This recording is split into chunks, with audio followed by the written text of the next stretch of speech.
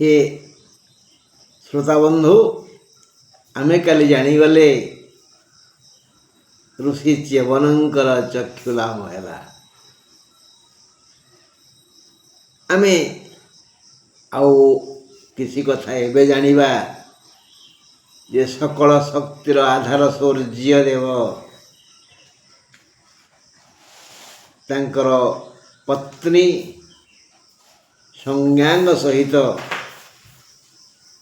कालातिपात करुथिले, किंतु सूर्य तेज एते प्रखर जे संज्ञा से तेज रूप ठारू निजकू दूरेई रखिया चेष्टा कले, नहले तांको देह जलिजिव बोली डरीगले। से एक घोड़ी रूप होई सबुज जंगल रे निज देह को शांत कले। सूर्यदेव एक घोड़ा रूप होई तांको पाखरे पहुँचिले। सेतेबेले से घोड़ा देहरे तेज नथिला, किंतु चिक्कण सुंदर शुभ्र वर्ण थिला। ये हेले अश्व, से हेले अश्वी। एई अश्व आउ अश्वी पिता माता हेले, अर्थात एई अश्वी गर्भरु दुई संतान जन्म हेले। तांको ना अश्विनी कुमार। आउ से दुहे हेले देववैद्य। सूर्य ओ संज्ञांकर दिव्य ज्ञान लाभ करी उचित शिक्षा पाई से समस्त प्रकार रोग व्याधिर निराकरण पाई समस्त शास्त्र अध्ययन कले, जहाँ सूर्यदेव शिखाइले। सूर्यदेव ठारू ये औषध शिखिले कहीं कौन देवता मन को रोग हुए ना,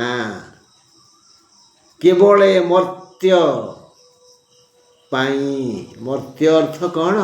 मनीष। यही मनीष पाई ये लोक ना परा मर्त्य लोक, तल लोक ना नागलोक, ऊपर लोक ना बा देवलोक। जो लोक रे देव रहिले से देवलोक, नाग रहिले नागलोक, एठी मर्त्य रहिले बोली मर्त्य लोक। ए मर्त्य रे जेते प्राणी रहिबे समस्त को रोग व्याधि हबो। गोटे कथा नहीं, मनीष शरीर रोग निलय। तेणु सेई अश्विनी कुमार दुहे से दिन आसी च्यवनंकर चक्षु भल करथिले।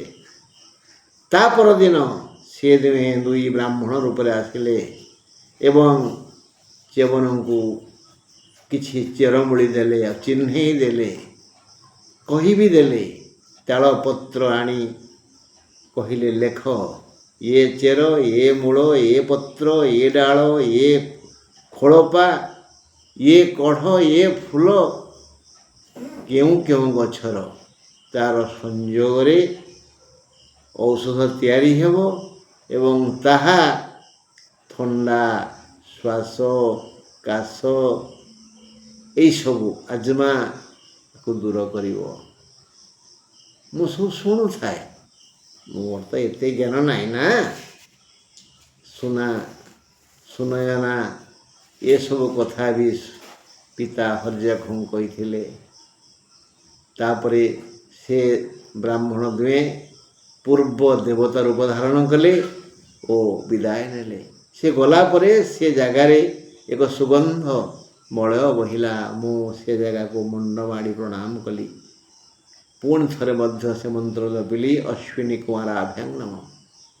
स्वामी च्यवन से समस्त नीति ग्रंथ ग्रहण करी औषध तैयारी कले, जाकि एबे आमे समस्ते कलिजुगरे जो औषध खाऊचे च्यवनप्राश।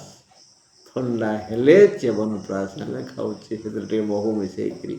ओ बंधु, आमर श्रीमद् भागवतर यही कथा वस्तु आज सरला।